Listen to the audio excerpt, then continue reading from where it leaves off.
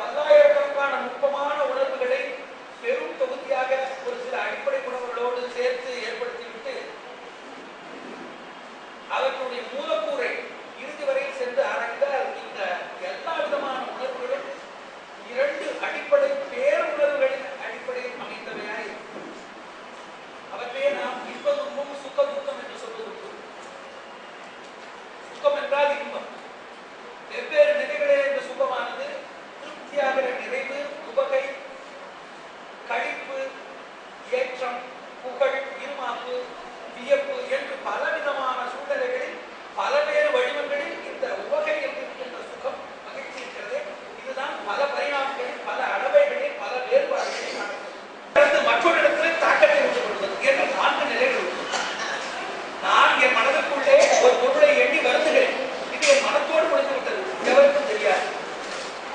இந்த மனத்திற்குள் காணப்படுகின்ற தளர்ச்சியை என்னுடைய சொல்லாலே வெளிப்படுத்தி புலம்புதல் பிரலாபம் என்பார்கள் வடமொழியில. அதுபோல சொல்லினாலே வெளிப்படுத்தி இன்னும் அதிகமான துயரம் ஏற்படும் பொழுது சொல்லினாலே வெளிப்படுத்தி எல்லோரும் அதை கூறி புலம்புவது உண்டு. அப்படி சொல்லினுடைய தன்மையும் கலந்திருக்கின்ற துன்பமானது ஒருவருக்கு கண்ணை புடைக்க செய்து, விப்பச் செய்து, நரம்புகளை எல்லாம் புடைத்து தெளிக்க செய்து, கைகளை தளர்வடைய செய்து, காலை குதிக்க செய்து, தலைமையை அவிழச் செய்து, இப்படி உடலிலே வருகின்ற பல பாகங்களை அந்தந்த பகுதிகளில் தான் இயக்கி அவற்றிலே நடுக்கத்தை, ஆட்டத்தை, மயக்கத்தை, முடுக்கத்தை உண்டு பண்ணி அந்த உடலின் உறுப்புகளை இயக்குவதுண்டு. இன்னும் அதிகமாக அந்த துன்பம் இருக்கும் பொழுது அது மற்றவர்களையும் அவர்களை சார்ந்து அண்மையில் இருப்பவர்களையும் சேர்ந்து அந்த ஆர்ப்பாட்டத்தில் புரிந்து கொள்ள செய்து அவர்களையும் அதில் ஈடுபடுத்தி அவர்களையும் ஒரு கை பார்ப்பது இருக்கிறது.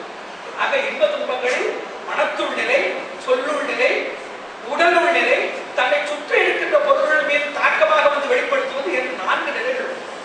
இன்பத்திலேயும் சில இன்பங்களை நாமே நமக்குள் எண்ணி மகிழ்ந்து கொள்வதும், சில இன்பங்களை சொல்லி பார்ப்பதும், சிலவற்றை கைகள் கால்கள் பரபரக்க, நாள் தழும்ப, உடலெல்லாம் வேறு வகையிலே துள்ளி குதிக்க,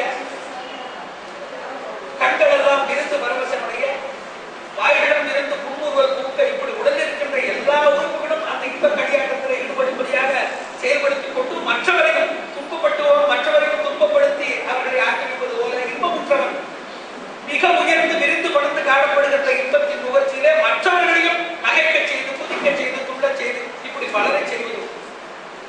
இன்னும் வேறு வகையில் ஏற்படுகின்ற பெருங்கெடுப்பின் கொண்டாட்டத்திலே பல நூற்றுக்கணக்கான ஆயிரக்கணக்கானவர்களை கொண்டு வந்து அவர்கள் அமர்த்தி அவர்களோடு சேர்ந்து பகிர்ந்து அனைவரும் மகிழ்ந்து அதில் இருப்பது உண்டு. அவற்றை தான் மகா உற்சவம், மகோத்சவம் என்பார்கள். தீபாவளி என்ற வகையிலே சேர்ந்து ஒரு இன்பமோ துன்பமோ அந்த உணர்வு ஒவ்வொரு எல்லையை கடந்து செல்லும் பொழுதும் அதனுடைய விரிந்து பறந்திருக்கின்ற தன்மை, அது எத்தனை பேர் கொண்டு கொள்கிறார்கள், எத்தனை அளவு அதில் இன்பம் வைக்கிறார்கள், அந்த இன்பத்தினுடைய தன்மை எந்த அளவு ஏற்றுக்கொள்கிறார்கள் என்கின்ற காரணிகளின் அடிப்படையிலே அது பெரியதா இருக்கிறது. இதுதான் அந்த மற்றவரையும் துன்பத்தில் ஆட்சி தன்னையும் வருத்தி தொலைக்கின்ற அந்த துன்பத்தை வியசனம் என்றும், தானும் மகிழ்ந்து ஏழையோரும் மகிழ்ந்து அனைவரும் கூடியிருந்து முடிந்திருக்கின்ற அந்த பேர் வகையை உற்சவம் என்றும் சொல்வார்.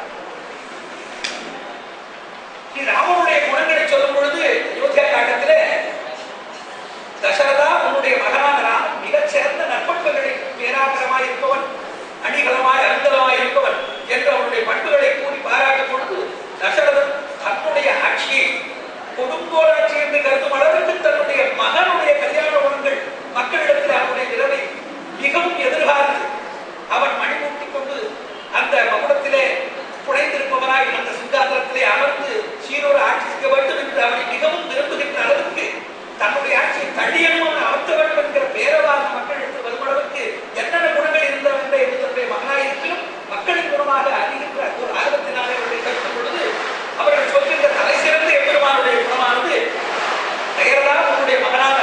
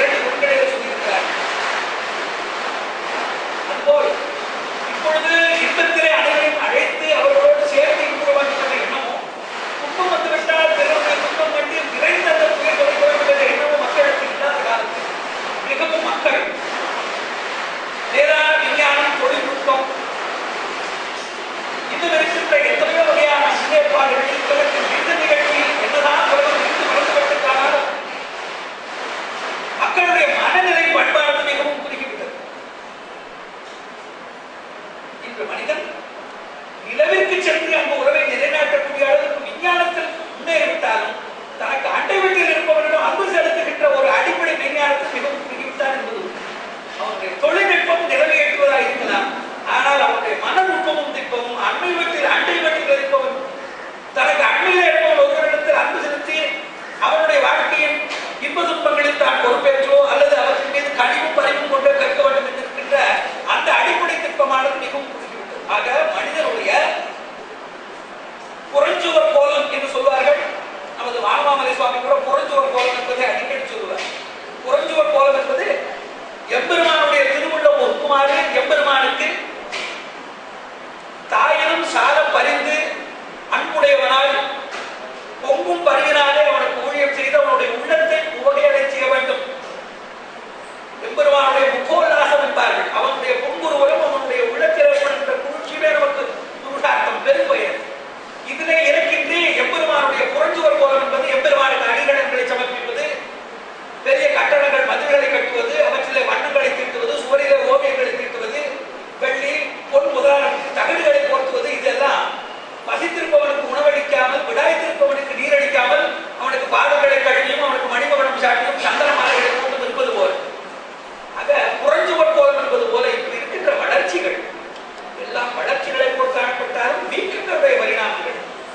அவை புறஞ்சுவர் கோலம் என்று ஆழ்வார் சொன்னபடி மனிதனுடைய உடலும் உடல் சார்ந்த உறவுகளும் உறவினால் ஏற்படுகின்ற உணர்வுகளும் அதனால் வளர்த்துக் கொண்ட உடைமைகளும் உடைமைகளை பெருக்குகின்ற உபாயங்களும் இப்படி இவற்றிலே போயிருக்கிறதே தவிர மனதை நெறிப்படுத்தி அறிவை வகப்படுத்தி ஆரம்ப நிலையை சுடரேற்றி இவன் வாழ்வாங்கு இங்கும் அங்கும் வாழும்படியாக இவனுக்கு நெறிகாட்டி தருகின்ற அந்த ஒரு முறைமையில பெருங்கேடை விடுவித்துக் கொண்டு மனிதன் புறஞ்சுவர் கோலத்தை போல வெளியே இருக்கின்றவற்றை கண்ணுக்கு பார்க்க கருத்திற்கு பொருள் இல்லாமல் கண்ணுக்கு மாத்திரமே தற்காலிகமான ஒரு கவர்ச்சியை கொடுக்கின்ற இந்த புறஞ்சுவர் கோலத்திலேயே தன்னுடைய வாழ்க்கையை முன்னாற்றிக் கொண்டு தனக்கு இறைவன் படைத்திருக்கின்ற இந்த கிடைத்தற்கரிய மாநில சரீரத்தையும் காலத்தையும் உறுப்புகளின் திறமையையும் செயல்திறனையும் தனக்கு அமைத்துக் கொடுக்கப்பட்டிருக்கின்ற வாழ்க்கையில் இருக்கின்ற காரணிகளையும் அதில் உங்களுக்கு கொடுக்கப்பட்டிருக்கின்ற வாய்ப்புகளை எல்லாம் வீணாக்கி கொண்டிருக்கிறான். ஊமனார் கண்ட கணக்கிலும் பழுதாய் தன்னுடைய காலத்தை கைத்துக் கொண்டிருக்கிறான். அதுபோல யசனம் உற்சவம் என்றால் ஒரு தனிப்பட்ட மனிதனுடைய நிலையை கடந்து ஒருவன் தன்னை சார்ந்து இருக்கின்றவரோடு, அதாவது இவன் தன்னுடைய உறவாலே தனக்கு சார்பினை ஏற்படுத்திக் கொண்டது குடும்பம், தன்னுடைய இனத்தாலே ஒரு சார்பினை விளைவித்துக் கொண்டவர்கள் உறவினர்கள் உற்சார், மனத்தாலே பழகுதலாலே ஏற்படுத்திக் கொண்டுள்ளவர்கள் நண்பர்கள், தொழிலாளர் நட்பாலும் குடும்பத்து உறவாலும் நற்பழக்கங்களாலும் படிவாலும் இப்படி ஒவ்வொரு சூழ்நிலையிலும் பல்வேறு விதமான மக்களோடு நெருங்கி பழகுகின்ற வாய்ப்பையும் பெற்றிருக்கிறார். பல குடும்பங்களை பல பரிணாமங்களையும் கொண்டிருக்கிறார். இப்படி எல்லோரோடும் சேர்ந்து எப்படி அலுவலகத்தில் ஏதாவது ஒன்று விழா நடக்கும் பொழுது அந்த அலுவலகத்தில் இருப்பவர்கள் பல்வேறு பணிபுரிபவர்கள் ஒன்றாக சேர்ந்து அவற்றை நடத்துவது போல ஆன்மீக நிகழ்ச்சிகளிலே அதைத்தான் நான் குறிப்பிட்டபடி சொன்னேன். எதில் பலன் வேண்டுமோ அதில் அவன் செயலை செய்ய வேண்டும். மனிதனுடைய ஒரு முட்டாள்தனமான நிலையை பற்றி சொல்லும் பொழுது சாஸ்திரத்தில் ஒரு ஸ்லோகம் சொல்லுவார்கள். புண்ணியஸ்ய பலமிச்சந்தி புண்ணியம் நேச்சந்தி மாணவாக நான் பாப்ப பலமிச்சந்தி பாபம் ஏவா சனந்தி என்று ஒரு ஸ்லோகத்தை சொல்வார். மனிதனுக்கு புண்ணியத்தினுடைய பலனாய் இருக்கின்ற மாடு மனை சுற்றம் வீடு செல்வம் இவையெல்லாம் வேண்டும். ஆனால் புண்ணியங்களை செய்வதில் விருப்பமில்லை. பாவங்களுடைய பலன் இவனுக்கு வரவே கூடாது, ஆனால் அதைத்தான் செய்வார் என்று மனிதனுடைய விசித்திரமான செயலை சொல்லும் பொழுது இவற்றை சொல்வார். ஆக எதை வேண்டாம் என்கிறானோ அதை செய்பவனால், எதை விரும்புகிறானோ அதை பற்றி செய்ய மாட்டான். அதாவது இறைவன் அவனுக்கு பெண்டு பிள்ளை வீடு கண்டு மாடு தரம் சுற்றம் இகம் பரவ இருக்கின்ற அனைத்து விதமான பேர்களையும் அண்டி தெளிக்க வேண்டும். ஐயா அவர்கள் அதற்கு தடையாக இருக்கின்ற பாவங்களை போக்கிக் கொள்ளும் முயற்சிகளையோ அல்லது அது போன்ற நல்ல ஆட்களை இறைவனுடைய அருளை பெறுவதற்கு நாம் என்ன செய்ய வேண்டும்? இவன் நினைவு மாறினால் அது பலிக்கும் என்று நம்முடைய முன்னோர் சொன்னது போல இறைவனுடைய அருளை இனிமேல் யாரும் இறைவனிடத்தில் கருணையோ அல்லது அருளை வழங்குகின்ற சக்தி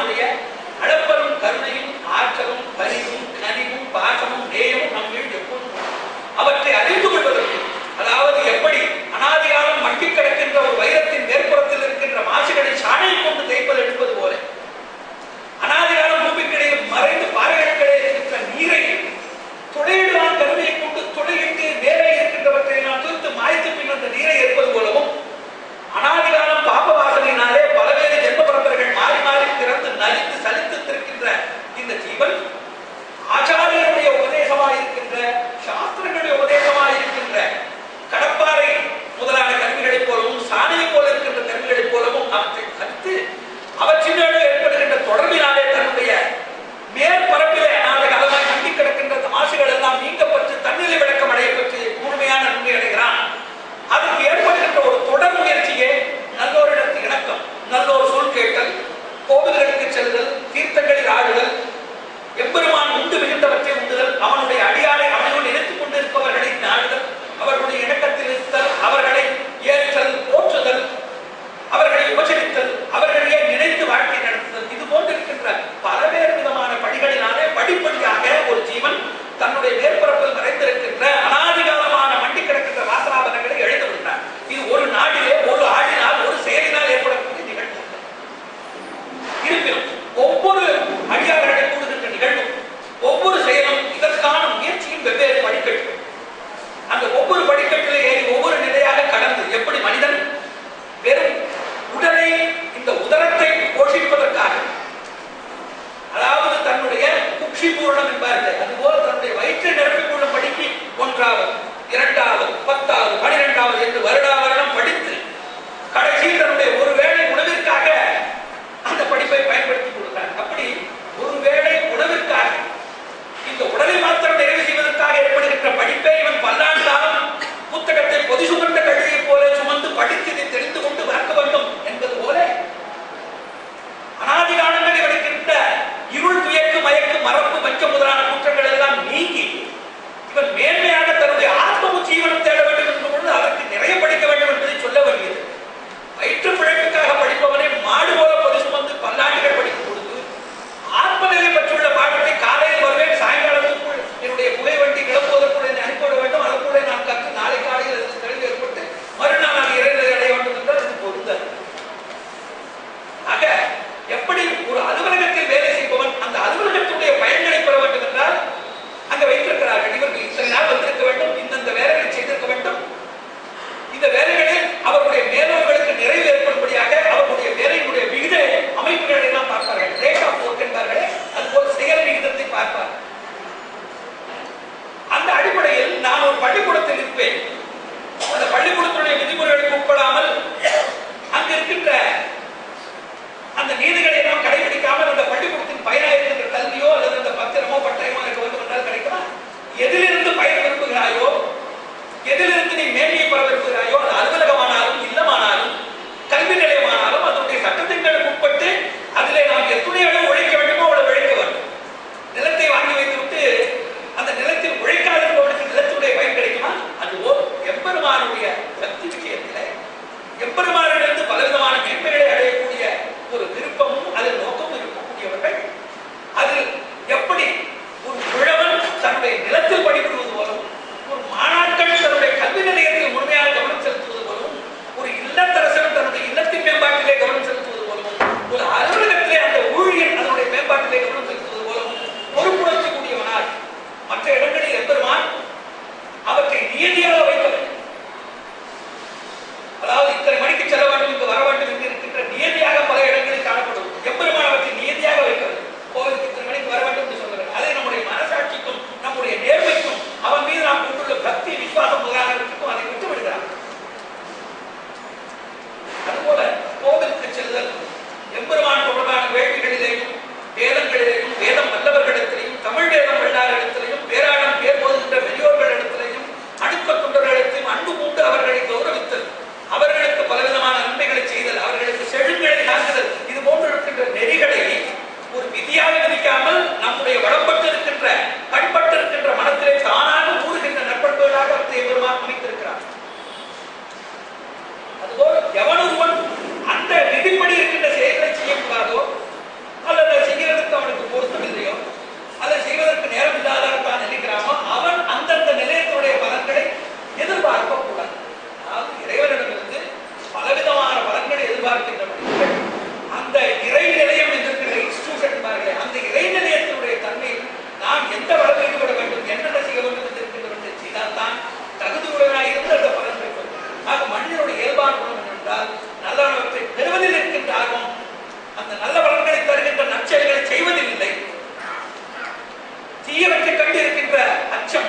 தீய பலன்களை தருகின்ற தீய செயல்களில் இல்லை. செயல்களை செய்பவன் அதற்குரிய பலனை பெற வேண்டும் என்கிற நியதியின்படி தீயனவற்றை பற்றி நலனவற்றில் ஆர்வம் இருக்கின்றவற்றை காட்டிலும் செயல்பாடு முதலானவை மிகவும் குறைவாக இருப்பதனால் அவன் அதை பெறாமல் இருந்திருக்கிறார்.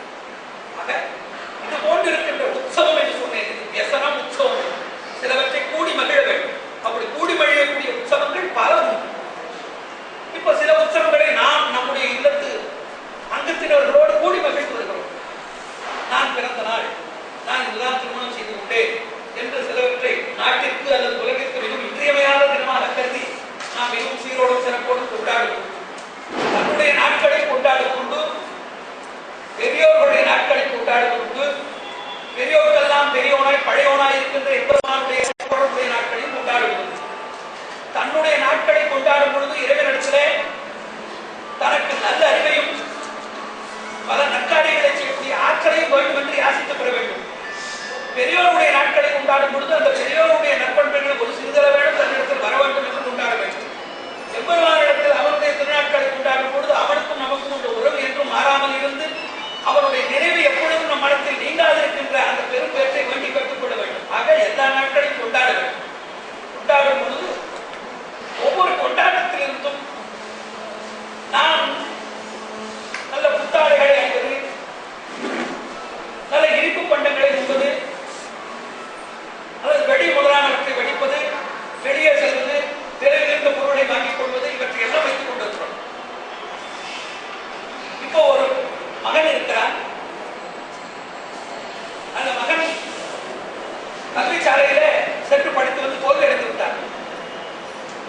அந்த தோல்வி அடைந்த மகனுக்கு யாராவது பாயசம் வைத்து கொடுப்பார்களா? அல்லது பட்டாடை வாங்கி கொடுப்பார்களா? அதுபோல மனிதன்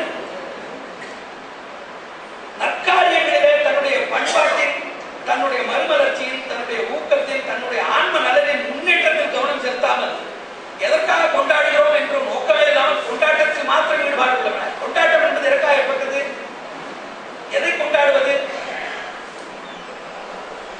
வேதம் சொல்லிட்டு விஷ்ணு காவி தேவா சந்தோ விதிமான் லோகான் அனபதிக பக்யதே என்று வேதம் பகவானை கொண்டு தேவர்கள் எல்லாம் இந்த உலகங்களை எல்லாம் ஜெயிச்சார்கள், அதை கொண்டாடினார்கள் என்று வேதத்திலே கதை இருக்கிறது.